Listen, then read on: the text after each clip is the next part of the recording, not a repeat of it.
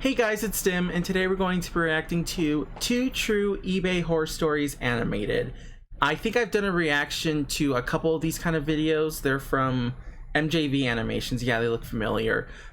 These are usually scary as shit, and they're honestly cautionary tales, so let's just get right into it. Let's see what fucked up shit's gonna be in this.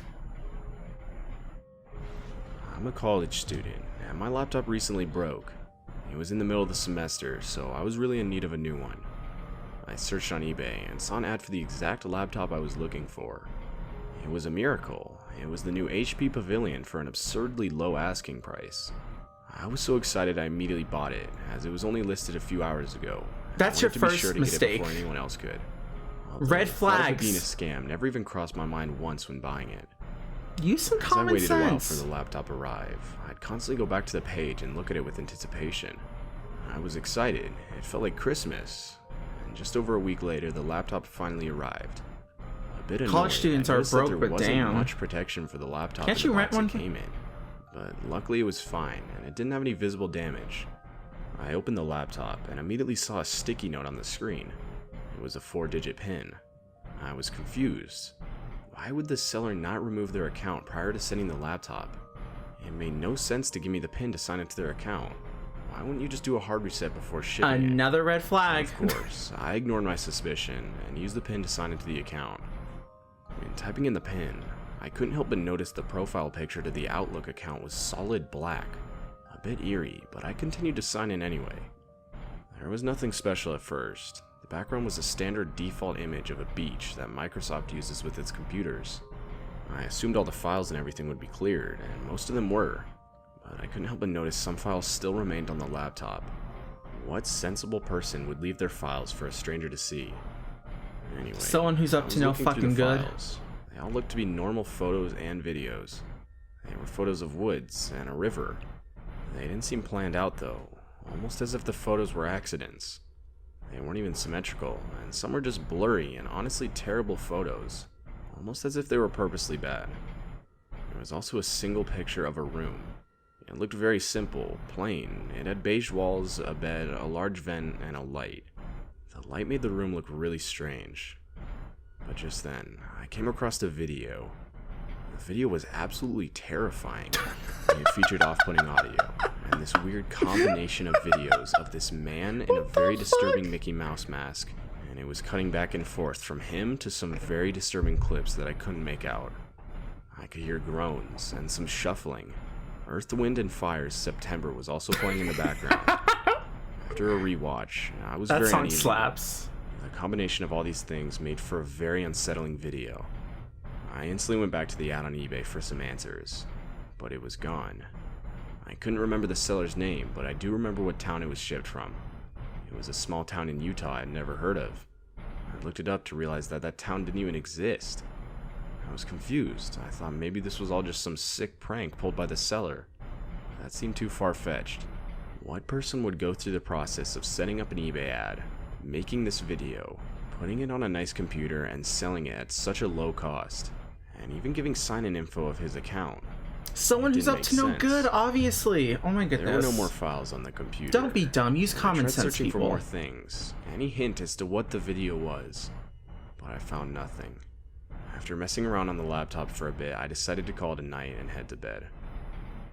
The next day, I got up at around 6:30 in the morning and went to school. When I got back home later that day, I went to my laptop and sat down, hoping to unwind for the rest of the day. I opened my laptop, and that's when I saw it. It took me a second to notice, but the profile wasn't solid black anymore. It was changed. I sunk into my chair, feeling hot flashes run through me. I sat there for a good minute or two, analyzing and trying to make out what the picture was. It was a close-up, semi-blurry picture of a front door and its doorknob. I instantly wiped everything, and I frantically began deleting the photos and the video from the files. You should have done that to begin with. Removed the account from the laptop. You should have completely wiped the hard drive to begin with. Rid of the laptop altogether, but I needed it for school. I couldn't get rid of it. I also would need to do some work. I'm a musician, and I also make films with my good friend. I began to install all the software I used. I guess that's why you wouldn't rent a laptop. Because my college, I know they allowed you to rent it for like a couple hours, but lost track of time. If you need it for I've been personal writing use, and then recording for hours on that computer. However, unavoidably at this point, that video came back to my mind. Specifically just how disturbing that Mickey Mouse mask was, and even the sounds from the video. That's when I saw something. My heart instantly dropped to my stomach. I noticed the light to my webcam was on. It had been on the entire time, and I had been too distracted to even notice. I sat there for a second in shock, frozen as I stared at the small light. I quickly regained my attention and slammed the screen down, shutting it. That was it. I finally took the laptop, heading outside as quickly as I could. I opened it and spread it against the curb. They already saw your face. I broke it in two and proceeded to throw it in my trash can. Surroundings, I mean... I was still absolutely terrified. How long was I being watched? Who was watching me? Was the guy even from Utah? Questions raced in my mind, and of course I called the cops. I was on the phone with 911, and they said they'd send 2 cars over to check around. If I'm being honest with you, I don't think they cared. I think they just sent them to calm me down. After a 5-minute search, they told me that I'd be fine, and that there are just creeps out there who are willing to do anything to scare people. And they left. That is true. To be fair, there wasn't really anything they could do. I didn't sleep that night. I kept my lights on, blinds closed, doors and windows locked, and I stayed up and watched TV. But while I was doing this, it hit me. That profile picture that was originally black and had changed to a picture of a door and its doorknob. Was your front door? That was my front door. I moved out 2 days later, and I bought a real laptop from Best Buy. To this day, that video is still ingrained into my mind, and it still disturbs me from time to time. Which you should have done to begin with. Whoever this was able to get a picture of my front door. One thing's for sure, though. I will never be using eBay again. That could have completely been avoided. My wife and I recently got married, and we moved into our own place not too long ago. When we moved in, we introduced ourselves to most of the neighbors. We live in an apartment complex that consists of 2 buildings across from each other. The view from our bedroom looks directly at the other building, but hey, the place was cheap and in a good location, so we couldn't complain. We hit it off with one of our neighbors right away. His name was Jeff. He was a bit older, probably mid-30s. Anyway, I go to the gym a lot, and I like to use headphones when I'm working out. Though my headphones recently broke, so I decided to start my search for new ones on eBay. I found a pair of new Beats by Dre wireless headphones for pretty cheap. Cheap enough to think you were getting a good deal, but not enough to think you were getting scammed. I thought I struck gold, so I bought them. But of course, upon arrival, I quickly noticed the headphones were fake. I started the process of filing a complaint with eBay, but oh my deep down I gosh. knew it was no use. This is just getting annoying. The weird thing was, as fake as they were, the headphones actually sounded really good. So I took them to my workout at the gym that was on the first floor of my building. I was running on the treadmill, and they were doing really well. Just as I started thinking these counterfeits aren't that bad, the left ear cup started producing this crackling noise. I ignored it and kept running. Then, a loud bang came from both of the cups, and I nearly tripped on the machine, it was so loud. I stopped. Silence completely overtook the headphones. The silent crackling slowly returned, and this time with what seemed like whispers. I knocked on the plastic cups, hoping that it'd fix them. It What did, the fuck? but a few minutes later the crackling noise got loud again, reaching an unbearable pitch. As I was about to take the headphones off, the music started playing again. I didn't think twice about this event. I mean, I guess this is what I get for not seeing the signs of buying fake headphones, right? Fast forward to the next day. That is not normal. I asked Jeff if he could come over and help me install some lights. He's an electrician, and I asked him to help me install a pair of those clapping lights. I guess I watched too many movies, and I really wanted to be able to just clap for the light to come on. I found a good deal and bought a few, and Jeff was helping me install them. He offered to do it for free, which was really nice. Anyway, since eBay hadn't done anything regarding my issue, I decided to keep the headphones. The seller wouldn't give me a refund, and they sounded at least decent, so I sucked it up. 2 days later, I was relaxing on my balcony listening to Kanye's new album at the time, when just then, I love how specific the that same is. crackling noise started. At first it didn't bother me, but it got louder and louder. It finally got really loud, and then it stopped. Whispers came through the headphones again. I turned up the volume to the max to confirm that there were people whispering, and not just some static sound I was mistaking for whispers. But no. Sure enough, I could hear what sounded like deranged whispers. Though, what stood out to me most was the clear whisper of my wife's name. I didn't know what was going on. I didn't mind the first interference, but this one was about my wife. But I quickly wrote it off as some kind of radio interference, and just a coincidence that I could hear my wife's name. I decided to ask Jeff about it, since like I mentioned earlier, he was an electrician, and he might know something about it. I pulled out my phone and texted him, asking if he could answer a question for me.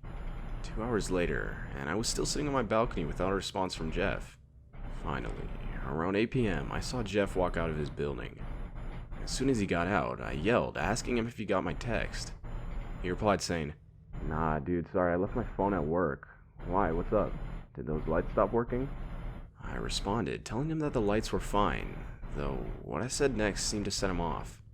I asked him how it would be possible to hear whispers through headphones, and if it might have been picking up a radio frequency somehow. Jeff just stopped in his tracks. He was looking up at me, but he wasn't moving or saying anything. After about a minute or so of silence, he responded, saying he didn't know, and smiled, but it was obviously forced. Then quickly went back into his apartment. I thought the whole encounter was strange, but I didn't think too much about it, and I was decently tired, so I just decided to go to sleep. At around 2 to 3 a.m., some kind of noise woke me up. I'm a light sleeper, and even little things get me, but this sounded pretty loud. I woke up enough to realize that the sound was coming from the headphones. It was the same crackling that got louder and louder. Finally it went away, and silence took over. I turned the volume all the way up, trying to hear anything, but I still couldn't. Just then, a loud clap came from the headphones. The light in our bedroom turned on instantly. I was still a bit sleepy, so it took me a second to comprehend what was happening. The clap from the headphones must have activated the lights. That's when a thought came to me. Fuck that. I walked over to my window, and that's when I nearly screamed. The building across the street had all lights off, all but one. Jeff was standing in the window in his apartment. He was just looking straight at me. He was holding something that looked like a radio.